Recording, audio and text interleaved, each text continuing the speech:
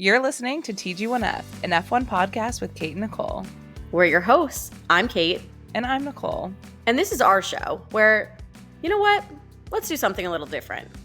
Welcome to TG1F's Read an F1 Romance Novel Month.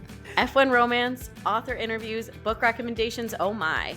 Join us for a month-long celebration of F1 romance authors and the stories that get our hearts racing. Because while F1 drivers are filling their shelves with trophies, we're filling yours with F1 romance novels. Who are we talking to today, Kate? Turn the page and find out. Welcome to the show, Christy Bromberg. Thank you so much for being here. We're so happy to have you. Thanks for having me. We have been wanting to have you on our podcast for a while, so we're so happy that this kind of worked out.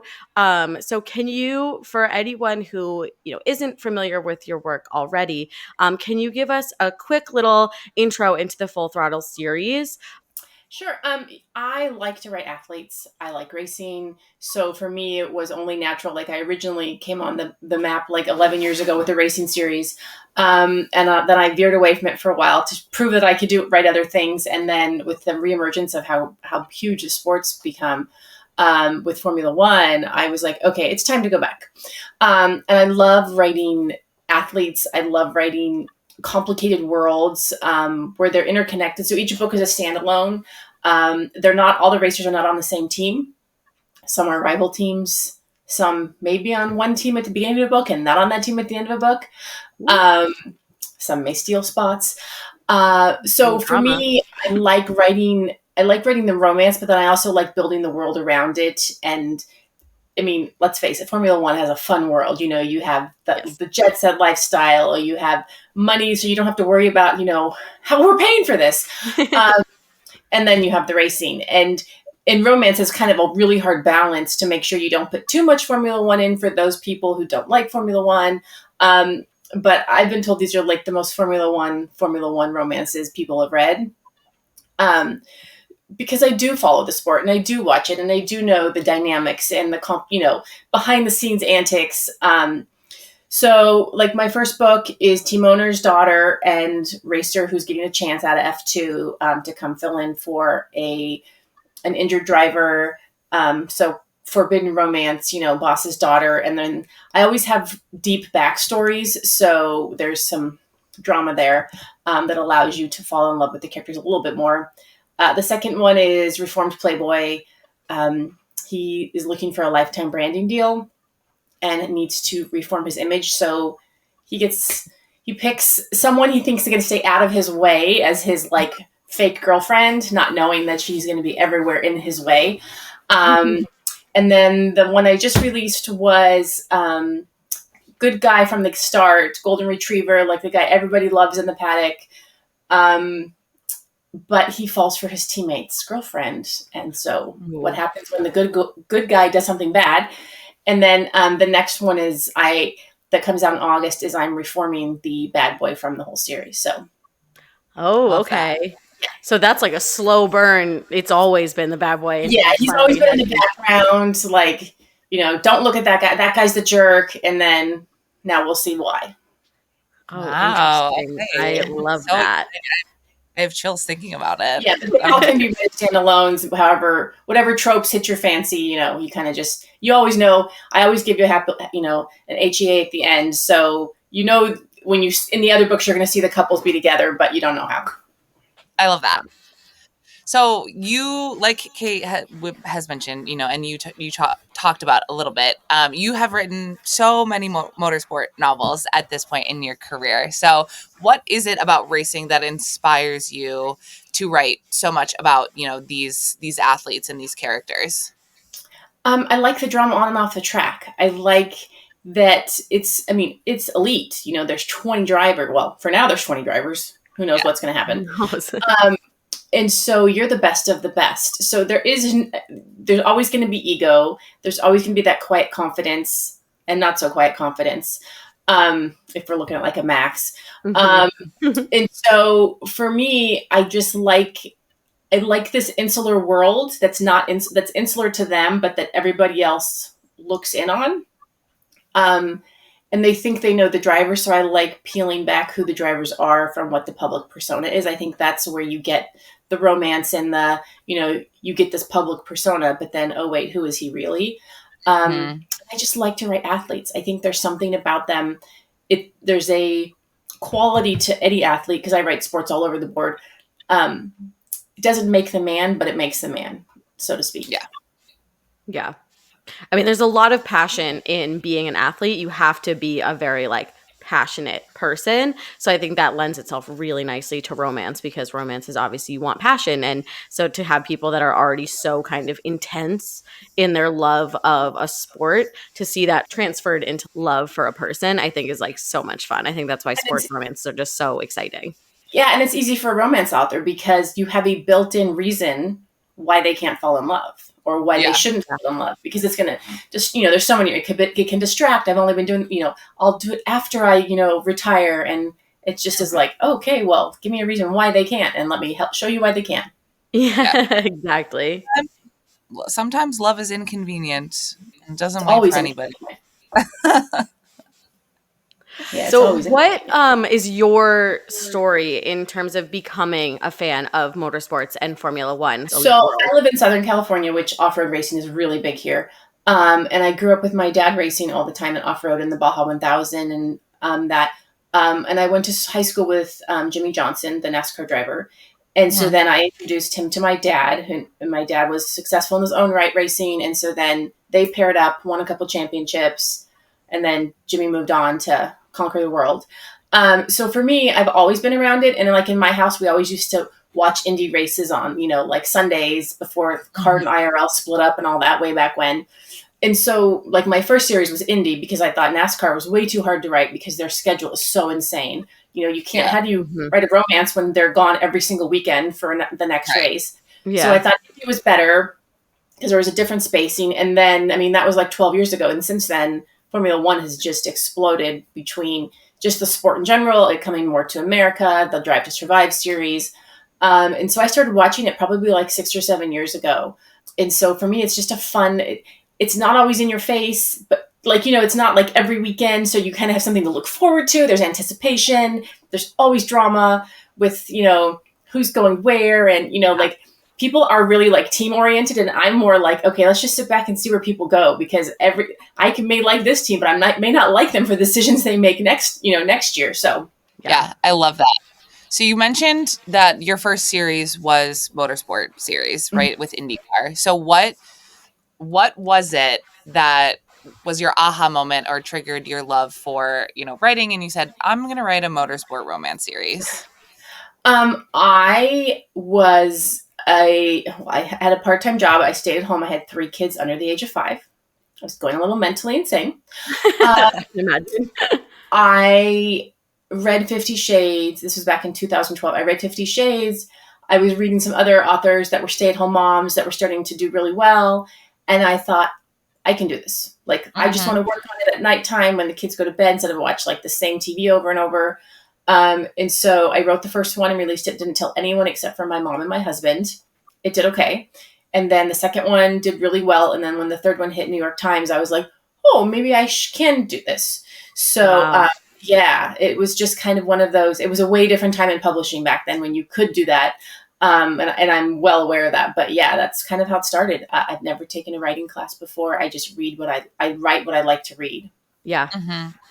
I think that's so important though, right? Like, and that's why Kate and I started this podcast, because we were like, we just like to do it for ourselves. Like, it doesn't matter, right? And that's like with you writing, you're like, I need something else to do. I'm going crazy. Yeah. I want to see this in the mental world. Stimulation besides, like Dora. Yeah, exactly. Exactly. So I really love that. And I think, it's probably reflected in your writing and how much people, love your work, is because they can tell it comes from a place of passion. Thank you. Welcome. Is there, throughout your career of writing all of these novels, have there ever been parts where or any characters that you've written that have been kind of inspired by current drivers or real life people, where you're like, okay, you know what, I'm writing this person, and whether I like it or not, it is very much like this person is Valtteri Bottas coded, or like anything like that? Not really, because if I say that, then someone's not gonna, someone who hates Max is not going to read this book or hates Lewis, the whole. I do have colors in their uniforms on the fronts of books. And so people have been like, oh, this is about Charles and this is about, Lando. And I'm like, no.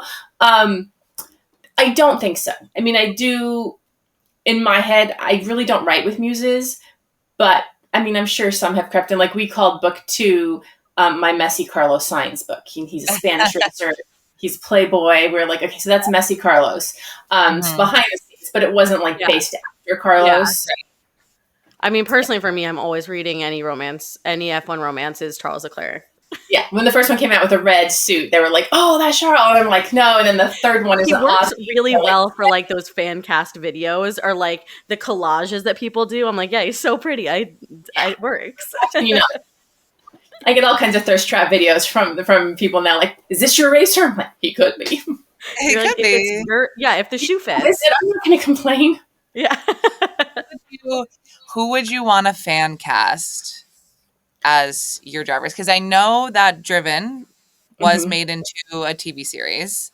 Yes. So who would you want to fan cast for your drivers in the Full Throttle series? Oh, I don't like that question. There's a reason I have cartoons, so I don't have to do that. You don't have to, yeah. Well, there's cartoons, and then I have car cover ones because I'm like, okay, let's avoid faces at all costs.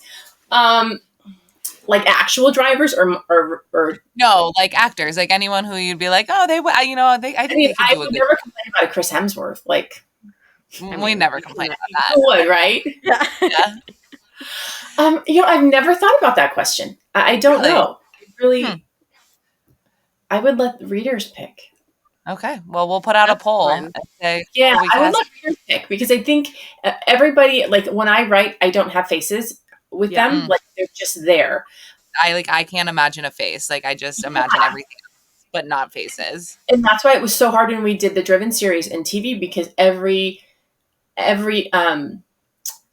oh my gosh, audition that was sent to me, I was like, oh, I can't see it. I can't see it. It's really hard. And then on set, when they walked in the room as first time in character, I was like, oh, I see it. Holy crap.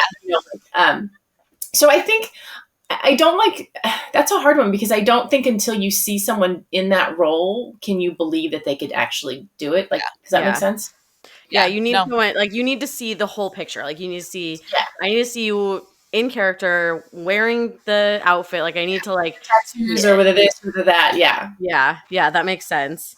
So throughout, your all your novels, is there a trope that is your favorite to write? And then on the flip side, is there any trope that you haven't yet written that you're like, okay, I could maybe see that for a novel in the future? I love writing. Well, there's a couple of tropes. I like enemies to lovers because there's so much fun to pull on that tension and the almost kiss and that, I hate you, but God, I want you. And then that always makes that first sex scene really good. Yes. I like Second Chance because I don't have to build the reason why. I think women are very forgiving of men in romance novels, but not so forgiving of women. And so in, romance, you got to get the scene set up and get them in bed at some point. And I think in Second Chance, it's way easier because you already have established a history between them. So if you have a one-night stand, women are kind of less forgiving of other women for just jumping into bed with somebody, whereas the man can do no wrong. So Second Chance is, there's a base there. There's a history there. So I don't have to work so hard to explain why she's having sex with him in chapter 4. I mean, that sounds stupid, but behind the scenes, that's what my brain thinks of. Enemies to lover, and I like fake dating. I think that's fun because the world sees one thing and behind the scenes, they're secretly wanting each other, but not. What I haven't written that I would like to write, I haven't written anything really dark, and I don't know. I think it would be fun to delve into that, but you have to get in that right headspace, and I don't think I'm there. I would have to read a lot of it, and then it's really hard to write happy, fluffy, oh, I love you, and then be like, oh, I'm going to kill you, I'm going to choke you, and then you better like it. Yeah. Being, unfortunately, generic. Happy of a person, so she won't be writing. She's having a hard time doing dark stuff. Yeah, I mean, I think it would be fun. I think I like switching things up, and I don't really write one lane. And I've always my agents always been like, you need to write in one lane so people know what they're getting. And I'm like, no, I like to write billionaires and I like to write, small town and single dad. So I'm all over the place. But I mean, I stay in romance, but I would probably like to go outside romance too and do something different. Love that. Yeah. So your fourth book in the series, as we're speaking, is not Yes. out yet. No. But 22nd. it comes out August 22nd, correct? Yes. So potentially the day that this releases, your book will be out and available for people. This is the fourth book in the series. Are there going to be any more books in the Full Throttle series, or is this kind of the culmination of this? I never say never. Okay. There's 20 drivers. And I've given them each, we kind of get a feel for who they are throughout the series. For the most part, and keeping that straight was fun. But I never say never. To me, the right moment, the right story has to hit my brain. And then I have a book I wrote last year called Sweet Regret about a rock star that I wrote his bandmate 10 years ago. And it was like, oh my gosh, this book is Vince. So I never say never because I think going back into worlds is fun. And if it's something that's well accepted, you want to keep going with it. So for now it is, but I'm not saying that it's not, or that I wouldn't do a spin-off series of another. I mean, it's stupid to say spin-off because it would be the same in the same realm. But yeah. Do you ever miss some of the worlds that you've built? Like you look at a series from years ago and say, oh, I really miss them. Maybe I can get back into there just because I kind of want to live in that world again. Yeah, I do. I mean, I would never release a book if I didn't feel strongly about it. But then you wonder, did I leave well enough alone? When I leave a book, I'm very happy with where I am and where the characters are. And you wonder, am I going to mess it up by going back there? Because that, to me, I lose the voice. In order to, I have to write some bonus content for a book that I wrote 4 years ago. And now I have to go back and read the entire book to get back in that headspace. Cause since then I've written 12 books. So, yes, I would like to sometimes. It just depends on, I would like to go back into the rock star world and finish the rest of the bandmates because I had so much fun writing that book. Yeah. That's so cool. So fun. All right. Switching gears a little bit. We're going to get into some rapid fire questions. No, usually I've been saying pun intended, but then I was like, are people going to get annoyed with me because I say that every time? But it truly just comes. I was known as the checkered flag author for 10 years, so I get it. So, all right, some rapid fire questions to kind of wrap up our conversation. So, currently, who is your favorite F1 team and your favorite driver on the grid? That's hard. Because everything is so up in the air right now. I know. Mm-hmm. Carlos needs to find a spot in Pronto. Needs to. Mm-hmm. I mean, Lewis just, thank God he finally won. That was just so heartwarming. okay, I'm going to be Lewis in my career. I'm going to keep going. Yeah. I like the momentum McLaren has. Like I said, I'm not a big team girl. I like the momentum McLaren has. I think that Lando needs to not be so tough on himself because he's he's just devastated after each race. And I think that's going to wear on his confidence. But it's not always him. We're talking about man, machines, and everything in between. Ferrari needs to get their shit together, and hopefully when Lewis goes there, they do. They always need to get their shit together. Honestly, just because I want success for them, and I'm kind of pissed off at Mercedes for letting a good thing go and not thinking he was worth it to ante up and be like, hey, you've given us all this time and years and dedication, and we owe it back to you. Yes. Why am I going to be loyal to a team that hasn't been loyal to its driver? To me, in a sense. But I would say and I like McLaren. I just think I'm not a fan of Zach though. Something about him just rubs me the wrong way. And I think maybe just, even though probably in hindsight, the Daniel situation was probably the right decision, I don't like how it went about. Yeah. Agreed. So for me, it's it's not so much the cars, it's the character of the people that and how they deal with things.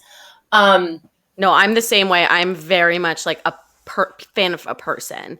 I will be loyal to people and players versus the teams they're on. Yeah. It's my husband's least favorite quality about me because he went to Alabama, University of Alabama. So he's obsessed with the Alabama team. And the first year that I really got into it with him, Jalen Hurts was the quarterback. And so I was like, I'm a Jalen girl. I love Jalen. Yeah. So then I became an Oklahoma fan. And he was like, no, like that's sacrilegious. Like you actually can't do that. And now I'm an Eagles fan because and he's like, you can't do that. And he's like, he's like, no one likes Eagles fans. Like, you can't be an Eagles fan. And I'm like, well, I'm not really. I'm just a Jalen fan. So, like, I totally get it. I'm like, I'll switch. My husband, when do you have time to watch all these sports? I'm like, hey, you don't, like, he's not like a big sports, like, he just can't sit down and be still. And I'm like, okay, we're going to watch the Copa, like, because I like soccer too. I'm like, we're going to watch the Copa, and then we're going to watch Euros, and then we're going to move on to Padres baseball, because I'm a big Padres girl. So I'm like, and then we'll, he's like, oh my God. And I'm like, hey. Yeah. Well, now I have to be. I just watched the Dallas Cowboys cheerleaders docuseries. My daughter's watching that. It was so good, and so now I'm like, well, now I have to like watch Cowboys games because I have to like watch Reese up there. She's like my favorite one, so I'm like, I have to like watch for the cheerleaders now. So I'm like, I have to, like, my schedule is getting very tight to support. I think Carlos is going to wind up. I don't know where he's going to wind up, but I think that's going to be interesting. I was talking to another blogger who does, and she's like, if he winds up at Alpine, it's not fair, or Williams, it's not fair to Alex because he deserves to spot to shine. Yeah. It's a hard, I mean, you're playing musical chairs and you're taking a chair away, but I think everyone's waiting for him, but I think teams are going to start getting pissed off and just be like, we're signing who we're signing. So we know what our, I feel like it's starting to happen. Like we're seeing like, Red Bull closed its second seat and re-signed Sergio for some reason. Said that he was going to reassess Checo. Yeah. That's going to be interesting. Yeah. Yep. Well, I mean, as they should. I think they just got on that. Agree, as they should, but it's kind of like, I mean, you're kind of watching like a man be emasculated on like television over and over, and you're just kind of. I feel like just exit gracefully. Yeah. But people would have said that about Fernando years ago too. So, and he's, so it's a hard one. It's hard. Yeah, it's really hard. I feel like lately in the past few years, like contracts don't really mean anything anymore. Like I'm just like, people are just getting their contracts ended. People like, I'm like, okay, well, what does it even mean to have a contract in F1 anymore? Well, ironically enough, in the second book on the Edge, I'm like, have to think it because they all have the same freaking, don't ever name a book like the same letters. My editor came back and she's like, what do you mean? They don't do just 1 year contracts. I'm like, yeah, they do. They do 1 year contracts, and it doesn't matter if you have a contract. They'll just buy you out and drop it. And she's like, I've never heard that. So I'm like, here's your list. She's like, okay, never mind. Yeah. Like and it's all the past couple years too. We said rapid fire. We have not rapid fired these. So a second rapid fire question is, what is your favorite non-F1 book or book series that you've read recently? Or it could be all time. Fourth Wing. Fourth Wing, okay. Yeah, I mean, because it's so fun to watch Rebecca go from romance. Like we started together around the same time, so it's fun to watch her and be like, wait a minute, I was like blurbing your like X Games books like years ago. So it's fun. It's fun to watch her. Like so fun. Yeah, she's really kind of crazy. Blown up. Like Fourth Wing has become so huge. Yeah, I really like those books. I like need the next one because I'm like, I actually have to know. Like, can I get an arc, please? Yeah, I'm like, you can't just end it like that actually and not have the next one ready to go because it's not fair. I'm dying. I was given an arc of Fourth Wing like months in advance, and I just didn't have time to read it. And everyone's like, you need to read it. I'm like, I'll get to it. And then I was like, why didn't I read this sooner? Yeah, it was so good. I'm destroying your rapid fire. Getting a TV show. I saw that's been optioned out for a TV show as well. So that's really exciting. Yeah, it's gonna be good. So good. Okay, last question. Are you familiar with the show The Amazing Race? Yes. Okay.